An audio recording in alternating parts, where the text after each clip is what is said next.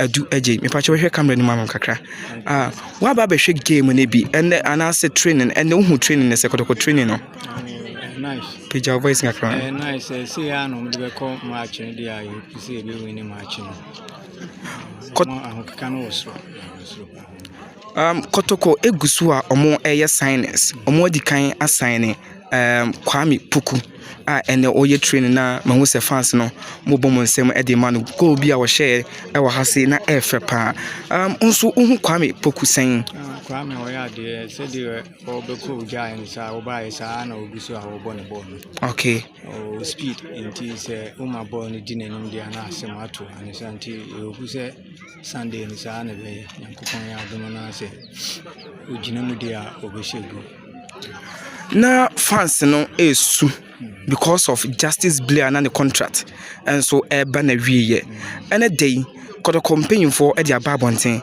as a Justice Blair assigning to 1.5 year e dia makrobia kumase asante kodo auto so e di amatim no onso uhu the silence ne say how do you feel say Justice Blair twas with the makrobia kumase asante kodo good news ma kodo fraternity no say Justice Blair dey in the otimi sure or ball more we serious until was standing a contract no any agi bebre ti enso e be support na ma watimi abobo na ma team ahead of money mediama game no who na saying mediama game no if you more park no say the city na ball no be kama inya park bi say e be hye wo time ne be bo kotoko Abebo Kotoko fans muje leg in this season ana eno ne bompa yesenke betimi age but enye easy enso e beje dey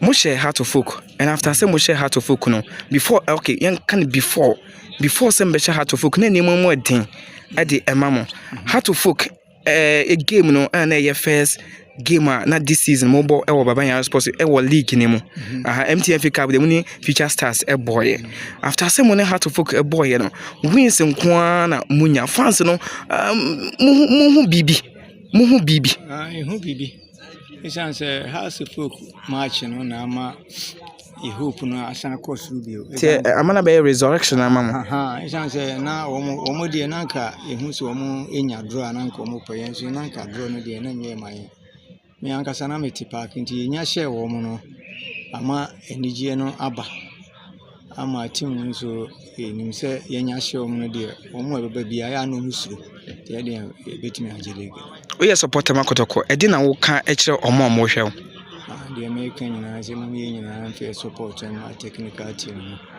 na ya yenya botre at times no ba ha na say the CA players ni be na emwa okay and support you mo rather than say o you mistake e be di o ma team ni sa na yenya ni support you na fa bu census no be anso emomodin no register okay na o kan jesi no ho asem na jesi no ento okay me da sim pacho sai bodi ni bio from eduaje da me pacho me da spa yeto aso e wa ha se enya kotoko fan ba ko ono so e be hwe training ni bi ene enumre e wo AJ daddy me pacho within the same Oti Daniel and I be hwe kotoko training ni bi e wa ha se against omo ni Mediama a tough game and oba AJ complex no who training the same you say training na na omo ye no say washa unse ne no omo ye training no in such a way say omo na acha ho abo sure and omo acha ho abo nso no bibi hu ni say coach no o hwe training intensive na e wo soro pa na o hwe players na ho keka do also be aye na mistakes omo ya ye dey corrective team so omo ready for media match no sana mimi hu kotoko egusu signers boam up team no and so a boosti to the second round that year kwa kurem already nobody can sign Kwame Puku a we kan see a kind dia makotoko and the training no hu Kwame Puku saying against Mediama so o share ne training na o share Kwame Puku ahun ke kana and training no nya ne kra so way back from on previous trainings on my year bro mo share ba bia ni go start bi still na Kwame Puku improvement was based on training on we wohwɛ na ho keka no wɔ soro ɛna ɛnnɛ koraa no sɛ woahwɛ a na ho keka no saa wɔ soro paa a me wɔdidie sɛ ɛne kɔtɔkɔ ne medeɛ ma no sɛ nyankopɔn boa na biribia kɔ yɛ a Kwame Poku bɛsɛ nya ne second goal anaasɛ ne third goal. Still kɔtɔkɔ gu so ɛyɛ signings ɛna yɛhu sɛ Samson Aduku egu so a wɔyɛ training ma kɔtɔkɔ bet ɛnyɛ confirm sɛ wasign ama Krobia Kumasi Asante kɔtɔkɔ as a fan de bia oba AJ ebehwe kɔtɔkɔ training Samson Aduku sɛn ana mbehia Samson Aduku ɛwɔ mu team ne mu pɛ ne training a ɔyɛ ɛwɔ ha se unse so wahwɛ previous trainings na ɔmayɛ na wohwɛ Samson Aduku me ada bia me ba meka wohwɛ ne na ho keka ekra no sɛ wahwɛ na ho keka ne saa wɔ soro paa a me wɔdidie sɛ ɛne kɔtɔkɔ ne media man sɛ nyankopɔn boa na biribia kɔ yɛ a Kwame Poku bɛsɛ nya ne second goal anaasɛ ne third goal. Still kɔtɔkɔ gu so ɛyɛ signings ɛna yɛhu sɛ Samson Aduku egu so a wɔyɛ training ma kɔtɔkɔ bet ɛnyɛ confirm sɛ wasign ama Krobia Kumasi Asante kɔtɔkɔ as a fan de bia oba AJ ebehwe kɔtɔkɔ training Samson Aduku sɛn ana mbehia Samson Aduku ɛwɔ mu team ne mu pɛ ne training a ɔyɛ ɛwɔ ha se unse so wahwɛ previous trainings na ɔmayɛ na wohwɛ Samson Aduku me ada bia me ba meka wohwɛ ne na ho keka the way a yɛbɔbɔ a ne control pace ne da crossing set pieces in yoma ɔyɛ no wotimi sɛ kɔtɔkɔ timi sign Samson Aduku an kɛbɛ bɔ pa sɛ wohwɛ touches no sɛ yɛbɔbɔ ma na wotimi sɛ qualities ne wɔ ne mu okay a wobɛtimi second round wobɛtimi aboa kɔtɔkɔ ma baabi a kɔtɔkɔ to sini kɔtɔkɔ lake challenges bi a kɔtɔkɔ ɛwɔ within that positions no Samson Aduku ɔba a me yɛ sure sɛ ɛbɛboa kɔtɔkɔ ɛne me sɛ kɔtɔkɔ sign a ɛnyɛ me nwanwa ɛna ɛbɛsa manage nso so we player bi a qualities na ɔwɔ no ɔba kɔtɔkɔ ɛbɛtimi ɛde improvement kɛseɛ nso aba kɔtɔkɔ. Blay I extended the contract no ahyase no na Blay extended the contract no na fans no me hu ne sɛ na ebi mu bu afu ahyase no na ebi mu so nya happy because ye call games especially ye call your last game a ye boy against baby Go Stars no na fans no 8 team say omo extended Justice Blay contract no and na what say Justice Blay assign a year 1.5 year aka the contract always here no ho no like who feel saying me I me call social media na me ko hu ya manage pa say wahwɛ Justice Blay a o hwɛ kɔtɔkɔ you can say pillars e kɔtɔkɔ okay or your main pillar and I hwɛ kɔtɔkɔ pivot ne ye nneɔma within ye mfimfin ho no set passes ne be call at the right from the right person to the right person Blay or play major part pa okay so wahwɛ kɔtɔkɔ team ya right from your share leg na say no ebesi week I think say week 16 here ko yo 16 good the impact e wo kɔtɔkɔ mu as a player no if I say just a game no one more good yeah a game no one more ba wo share we say game ni for odo kɔtɔkɔ lusu bi but na ho keka ene na ho fama ne de osidi ne ho hyebo mu e say Blay sign na o sign ye no e de nsesan kɛseɛ pa na bɛsa aba kɔtɔkɔ be sa na me hu no e say so wahwɛ your matches aya bo a se we rate kɔtɔkɔ 100% a ball no ankasa a ye ball no Blay one move ko bom 60%. Okay.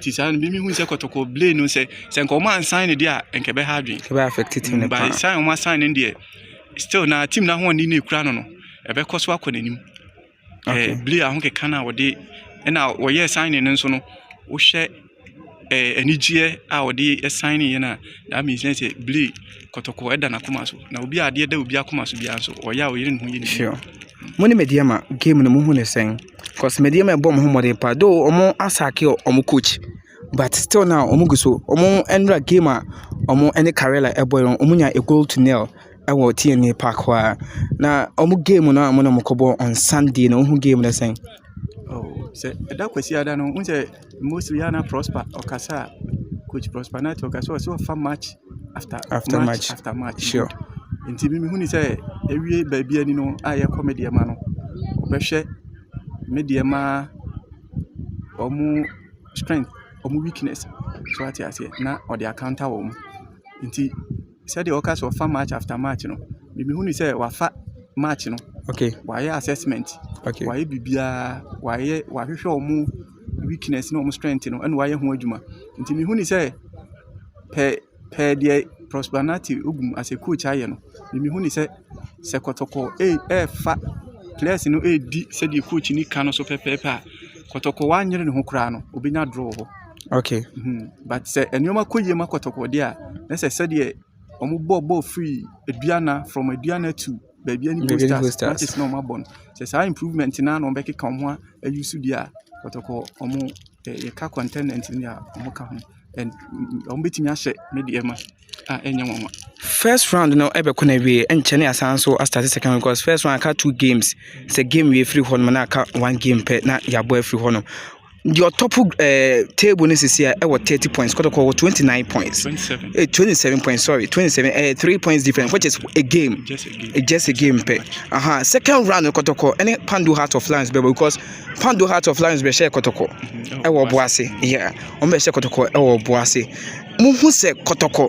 Jelege no this season.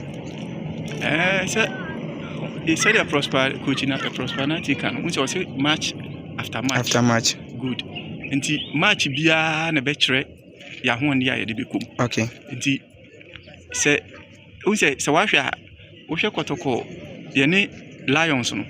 So any Kotoko we are a big fan here. Abribia me ba AJB am betu no ha sei. Ono team no de ɛdana koma so pa. Me ne di nkomo kakra na mo nso mahu ne ono nso ɛde ba abonten. Me di kan ebusa wodi me pa che for say. Eric. Say YB. Which radio? Oh, okay. 2020. Abribia oba ebe hwe Kotoko training. Omu games nso okɔhwɛ bi. First of all, my mini kan busa say Kotoko no e dey na aye o Kotoko na aye o dey. Say Asante mamu dey. Dey Asante na nyina afiri. Okay. Asante dey wura yomu. Kotoko na ye dey akire. Yenim tim bi dey akire. Kotoko na ye dey akire. Say nations were ha. Nations were ha. I go so I say, but yeah, Kotoko Asante no.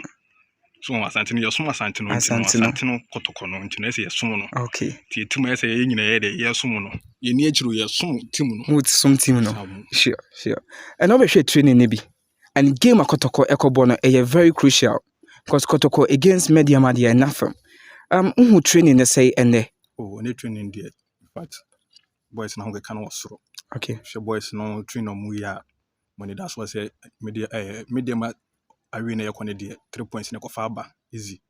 Sure boys no ball coach instruction with them mu nyina omu di so. Tim gidi say 3 points kofa fi media ma aba. Medical busa question mama so busa na menje won so idea o. Kotoko assign ne Kwame Poku. Like a dear any secret tell mo sign ne Kwame Poku. So Kwame Kotoko no wonu mu. Sunsun no wonu mu. Abobida. Anu asaba. Still na honhom no wonu mu. But the first match any for boy. Gold Stars boy. Masa hwego wo hye. To say sunsun na dey wo Kwame Poku. And the training crowd, we have goal was a classic goal, perfect goal. Yes. We go supporters will be a bonus and proper. So media should watch out for us. Kotoko we are coming. Gold Stars, Kotoko ni Gold Stars. Na Albert Amu ni ho. Na oko Black Galaxies. Na ye nyina ye doubt say Kwame Poku aba obon tenen. Na Albert Amu anso ebe ye den. Ene mu say training Albert Amu a ene Kwame Poku ebo e wo front honum. Unhu omo pay ne sen. Yes, and one pair no solid. Kwame say, I bet you so say. To just say mean combination there. In fact, a very deadly. Okay, is it you shall say Peter Bekan home. Okay. Kaka home. Now be funnel Basa MNS. Okay. Messi Nema Suarez. Okay. Ti Kwame any Albert na masa. Oija. Also one and Kika no. Peter. Into Kwame the K. Kwame K. And Albert A. And Peter. P. So Cap. Wow. Into MNS Nema Messi Suarez. And no be na see Mode Bahasi no. And the Kwame Poku go share ni there. Bra Nti Kwame Poku ni Albert Amu pay ni there. In fact, mediama and obeje be 8. Blair extending the contract. Extend the contract in there. Muhu ne say. Ni jimaye. Pa. Ni jipa. One have ni sir. You saw there, but nse mpenfo ne nim do mo ye Okay. to the enhwe mpenfo no ye dey soma ye support dey soma ye be dey so man be 5 years ma ye ba 1.5 no dey ye dey enhwe mpenfo no see ye so modern mo na che wado see to the 1.5 no dey eni mpenfo no nya adwen dey but enya ba awie see enhwe the mpenfo na ye no na dey enfa support na support it bele And then ehwe kwa minta ye Isaac Minta ye hu no but ye hu Samson Eduku say ogusu a we training do confirmation man say was signing at the Macrobio Kumasi Asante Kotoko as a fan debia oba ebehwe kotoko matches and also omu games omu training omu games and so matches Premier League MTF Cup okoko hwebi na o show omu training ende Samson Eduku training at the Macrobio Kumasi Asante Kotoko mu hia brante no me so say hia no because no say assist bi na kama so ye backup Emma Kwame ni Alberta me dey say abebo team no sign no say den for ye hombo no musane Eduku a abebo team no but akiri no confidence no ba onso be hye team no mu a me dey say kotoko team no dey season we dey team bi abechu bia yan show kwana no 5 6 Mediama misimaka me dey meet passion be 8 but for score line 3-0 kotoko 3-0 what dey atoso 3-0 o court ene o I think it's a question muda the 3 TNA yen question muda there but 3 for the first time league Premier League or Mediama TNA yen question Mediama 3-0 Moje league no me say and the judge 2nd January 2025 me jina ha say YB say kotoko ya league no Moje league no kotoko league no this season bu confidence was no boys na ho kan bo no osro nti enzo supporters na ho kan osro eno ne mam hu se Moje league no okay say YB yeda ase pa yeda ase edi na wo ka kire kotoko fans am wo abonte mo hwe fans ne say omunya to ba se matim no okay afna team ne hye yen to ba se ma coach no okay je be si bia no ai o mehwe training ground so no boys na go kan osro okay do normal match na normal nkoya boys no to ma press and boys no so omunya to ba se ma boys no na bibia befa yeda ase